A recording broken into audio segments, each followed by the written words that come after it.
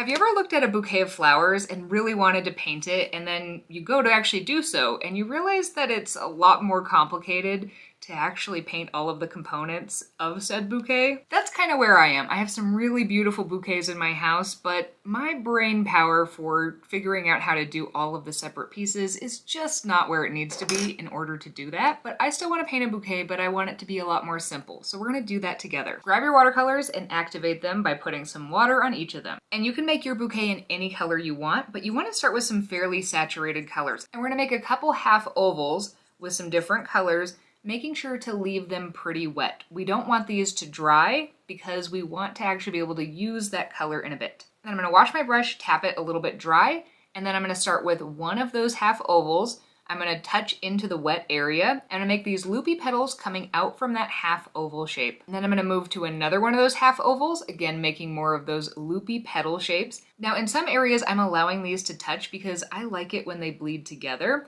So I'm just moving through each of these half oval shapes and making these little loops. Some areas are touching, some areas are not. Then we're gonna continue to keep this kind of simple, and I'm gonna take maybe a gray color or whatever color vase you want to be, and I'm gonna make a very simple outline of a vase shape. You can either leave that open, or if you wanted to, you could add some details to that vase. And then I'm gonna wash my brush, and things are still a little wet, but I'm okay with things bleeding together in this because since this is so simple, part of the magic will be some of the colors mixing together. And I'm gonna fill my brush with a green color, add in the stems to those flowers, and a few loops to allude to some leaves. I love the simplicity of this. I think it's so cute. And I know at least for my brain, sometimes when I really want to do something much more complicated, that I need to start with something more simple to give myself a little boost so that I have the confidence to tackle a more ambitious project. So this might be a good starting point.